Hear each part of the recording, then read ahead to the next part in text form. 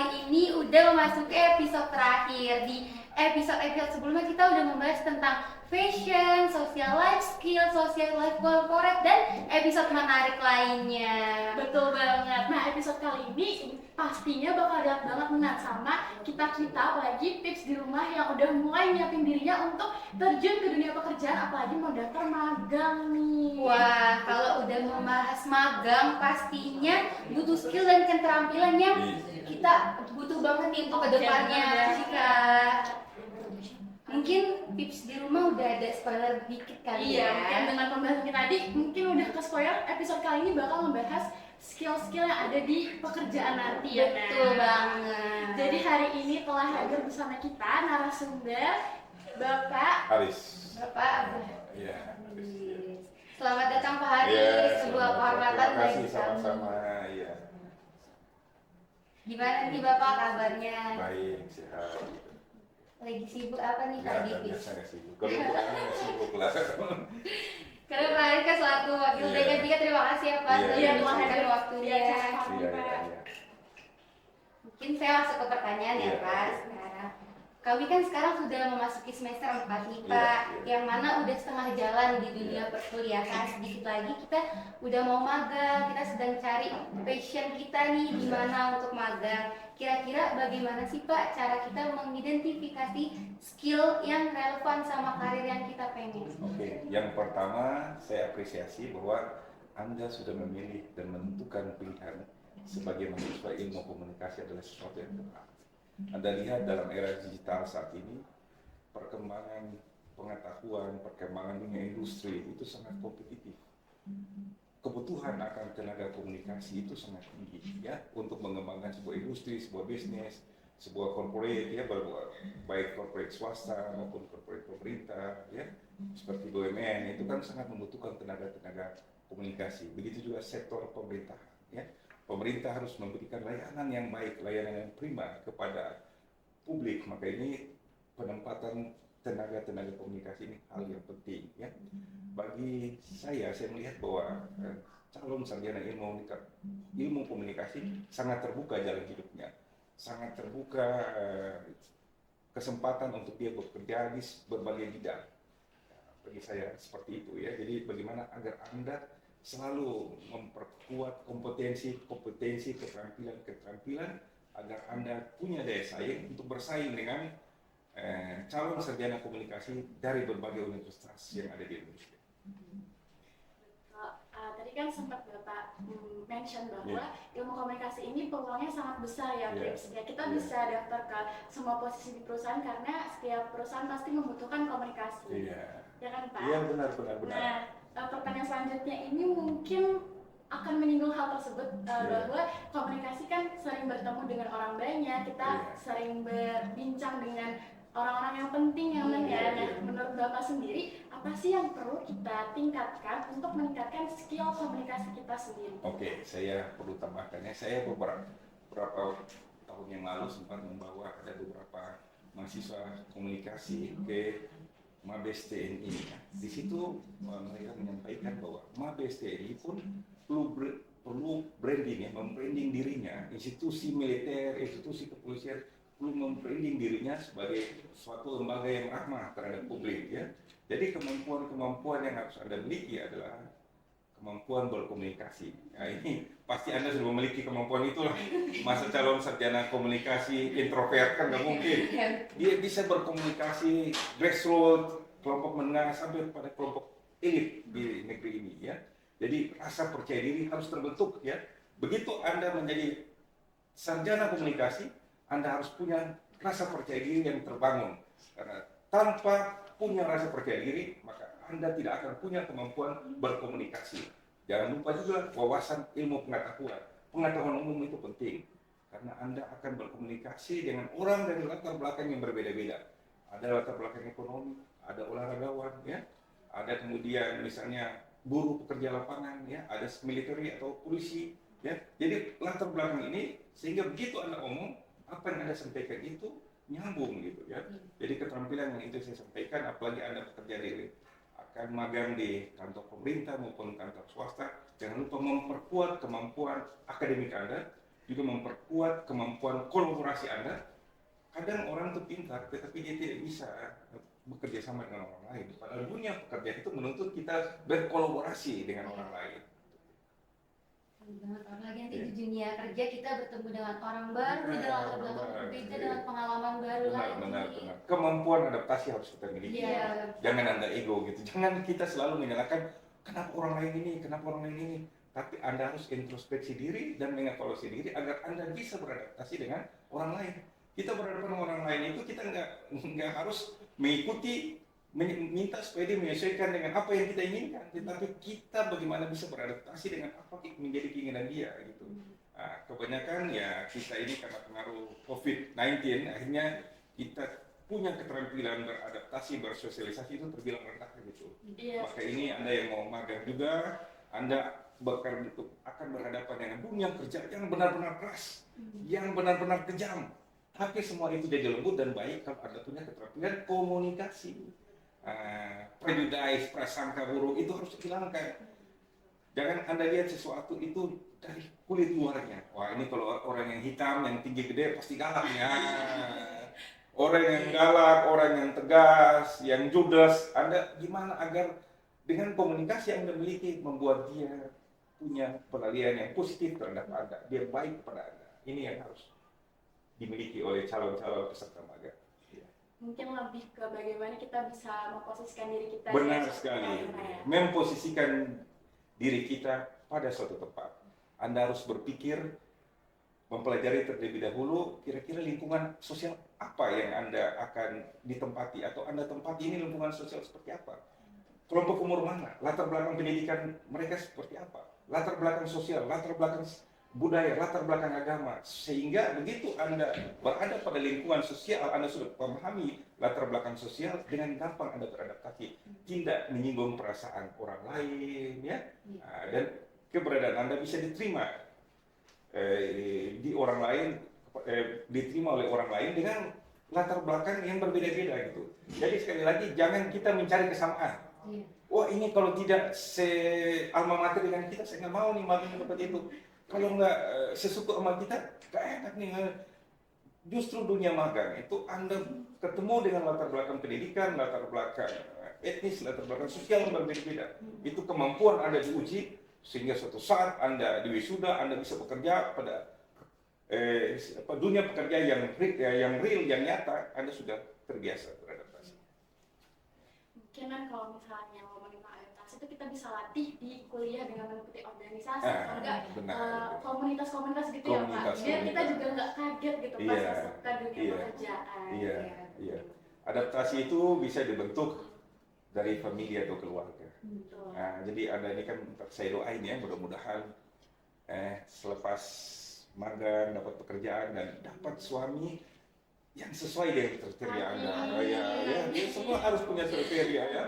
Begitu Anda punya keluarga, jangan lupa anak itu jangan hanya diberikan permainan, tapi anak Anda juga dilatih berkomunikasi.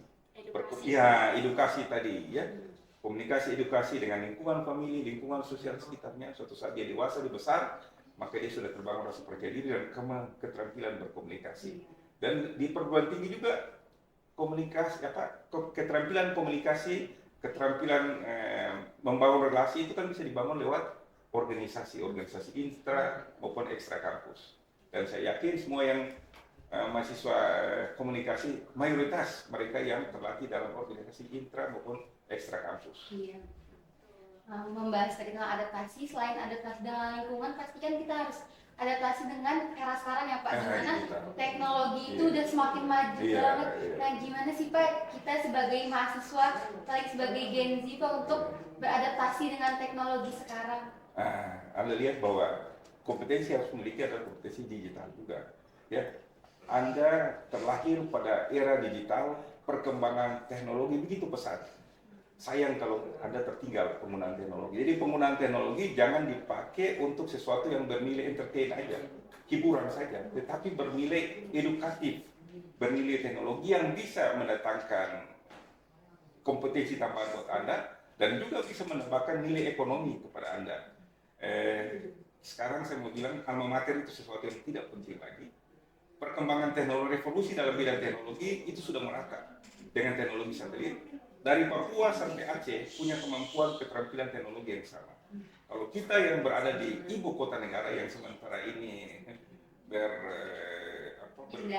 proses pemindahan ke IKN, kita harus menunjukkan bahwa kita berbeda dengan teman-teman yang lainnya. Kita harus punya nilai lebih, ya, karena kita berada di ibu kota negara. Walaupun dalam proses pemindahan, ya, sekali lagi teknologi itu dia berkembang secara merata, gitu ya.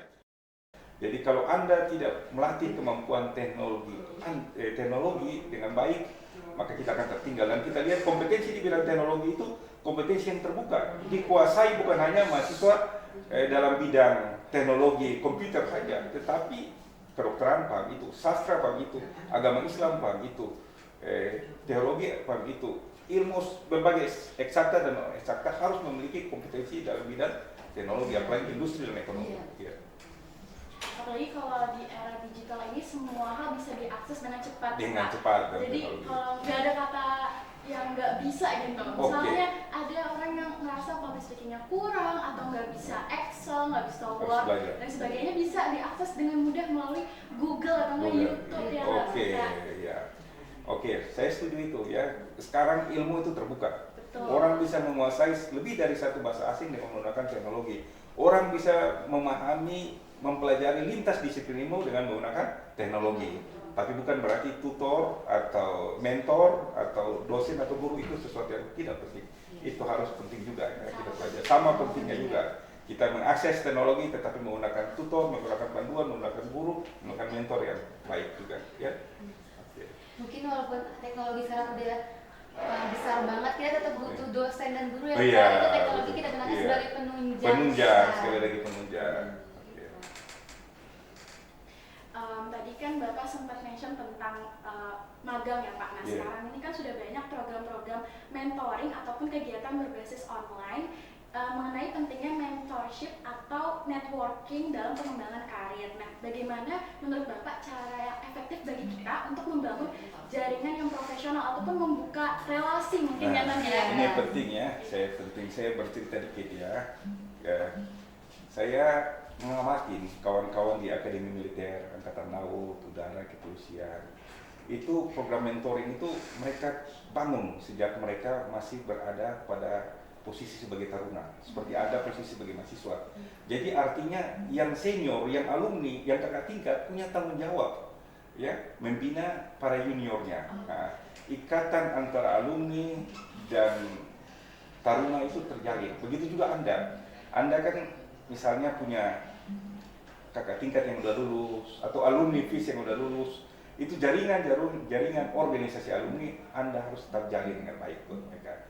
Nah, itu juga dalam program Merdeka Belajar Kampus Merdeka misalnya, ini kan keikutsertaan alumni dalam pengembangan pembelajaran ya itu sangat didukung ya. Maka itu ada praktisi mengajar yang kita juga mengundang para alumni untuk mengajar ya, dan mereka bisa tidak hanya berbagi pengalaman tapi berbagi jejaring networking ya. Jadi sekali lagi orang sukses itu berbagai jalan, tetapi dia jarang bisa sukses tanpa relasi yang baik. Kepercayaan tidak muncul serta-merta atau mendadak. Kepercayaan itu bisa dibangun dalam proses yang panjang. Maka itu relasi adalah sesuatu hal yang sangat penting. Dan Anda ingat, Anda juga harus jaga branding diri dengan baik. Ya, kita lihat pemberitaan di media sosial itu menjadi referensi sebuah corporate, sebuah lembaga untuk melakukan rekrutmen terhadap calon tenaga kerja ya. Jadi bagaimana pemberitaan-pemberitaan yang ada dalam media sosial Anda itu sesuatu yang memberikan informasi-informasi yang positif ya, agar orang melihat atau mengapresiasi Anda itu adalah sebagai seorang calon sarjana yang kompeten untuk bekerja di perusahaan atau lembaga mereka.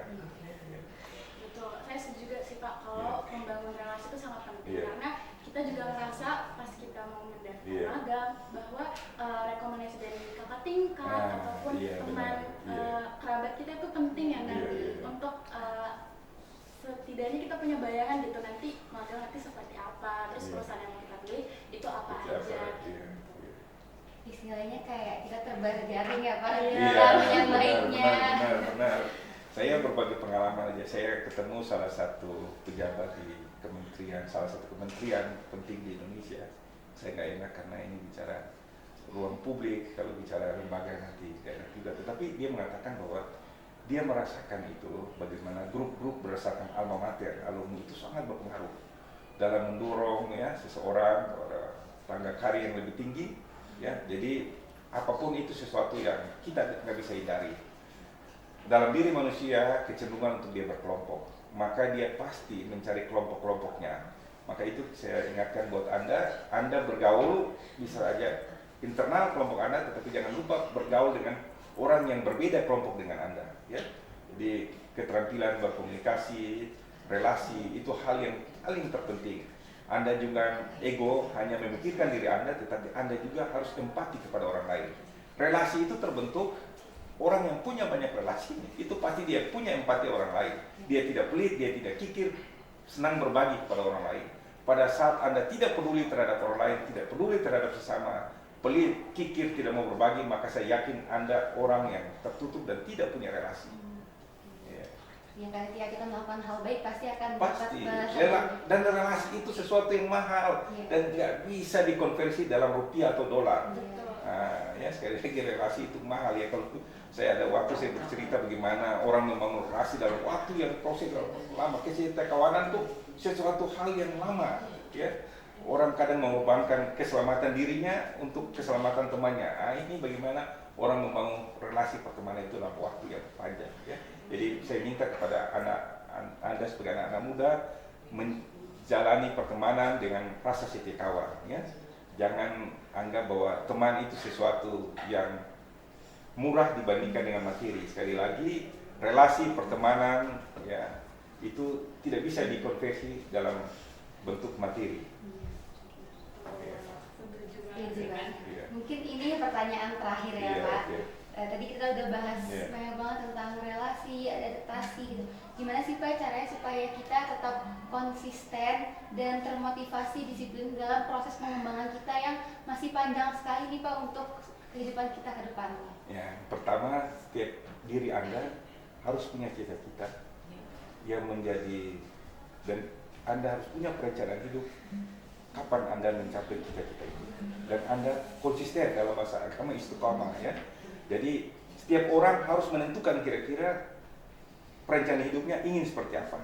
Ya, Anda 20 tahun, kalau usia 20 tahun Anda sudah jadi apa? Begitu 30, 40 tahun Anda sudah jadi apa? Gitu. Dan jangan terpengaruh ya. Sekali lagi, jalan hidup kita itu kita sendiri yang menjalani dan kita suatu saat yang merasakan. Jadi jangan terpengaruh oleh bisikan-bisikan atau omongan-omongan orang lain ya. Jadi sekali lagi, jalan hidup Anda masih panjang dan tantangan ke depan itu sangat luas ya, sangat kompetitif. Maka itu saya harapkan sekali lagi perkuat kemampuan kompetensi diri, punya karakter yang kuat ya, karena ini penting karakter ya. Karakter ini punya kaitan dengan agama, iman dan takwa. Karena kadang orang yang sukses yang hebat, lulusan dari MIT, berbagai universitas hebat di luar negeri, begitu dia masuk dunia kerja tergelincir hanya karena hal-hal bersifat materi. Ya, saya agak pernah dalam suatu waktu berkesempatan ketemu sama Mbak Angelina Sondag ya.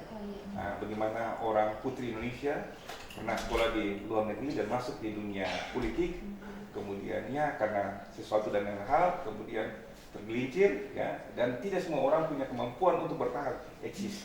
Jadi cerita-cerita dari orang-orang seperti Mbak Angelina Sondag itu menjadi pembelajaran atau ibrat kepada kita semua agar tetap menjadi orang yang berkarakter.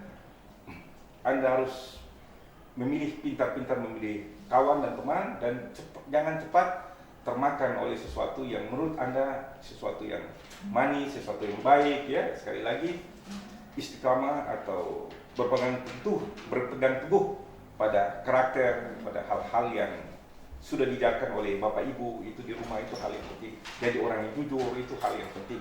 Bisa saja semua sudah kita miliki, tetapi karena tidak tergoda, maka kita bisa tergelincir pada hal-hal yang negatif. Gitu. Ya, Karena hal negatif bisa datang dari mana kapan saja, dari mana saja. Padahal Anda sudah hebat nih. Saya dulu diskusi sama dengar ya apa yang disampaikan Mbak Angelina Sondag di berbagai ruang publik, dan jadi pengingat kepada kita semua. Anda sudah punya kemampuan, kapasitas bahasa Inggris yang bagus, berasal dari keluarga yang terpandang, tetapi karena hal-hal yang kecil kemudian Anda tergelincir. Ingat pesan saya yang terakhir, orang tergelincir bukan karena batu besar, tapi orang tergelincir karena kerikil kecil. Terima kasih. Kata pakai itu penting banget, adaptasi dan Konsisten, usaha dan doa usaha dan doa orang tua, jangan Ingat selalu tujuan doa. masing-masing ya, Iya, Pak. ingat. Ya. Wah, udah nggak terasa banget nih Pak, kita udah berbincang kurang lebih 30 menit ya Nan ya, Iya, bareng Pak nggak Haris terasa. di Oh, sini. sangat bermanfaat Iya. sekali. Sangat bermanfaat banget. Tadi kita udah membahas kalau untuk meningkatkan skill itu kita harus membangun kompetisi diri, juga harus membentuk karakter masing-masing. Karakter masing-masing. Terus juga jangan pilih-pilih teman dan Iya. harus fokus sama tujuannya. Iya. Sekali lagi, saya setuju tuh, jangan pilih-pilih teman. Kita nggak tahu nih, sekelas 40 orang nih, mana yang jadi orang di kemudian hari. Iya. Kita nggak ada yang tahu nasib orang Iya, ya. saya pernah ketemu ini terakhir Prof. Sukartiningsih, dosen kehutanan dari satu universitas di Kalimantan. Dia mengatakan kayak kalau seniornya suatu saat jadi presiden, yaitu Pak Jokowi. Nah, seniornya di Fakultas Kehutanan UGM. Jadi jangan milih-milih temannya. Siapapun Anda berteman, suatu saat dia orang biasa, tapi mungkin 20-30 tahun jadi orang luar biasa. Betul. Kita nggak ada yang tahu rezeki Kita orang nggak ya. tahu. Betul, Tapi Pak. milih calon suami harus selektif. Ya, Ya. betul. Oke. Baik Pak, terima kasih banyak Oke. Pak Haris Terima kasih sudah banyak, Pak Haris. meluangkan Oke. waktunya Dan dan memberi pesan-pesan buat tips di Di rumah. Iya. rumah. Oke. Thank you, Chris. Oke, sukses. thank you for watching. Ya. Ya, ini sekaligus episode penutup dari Iya, betul. SW Gen Z Socializing with Gen Z. Gen Z. Bye-bye.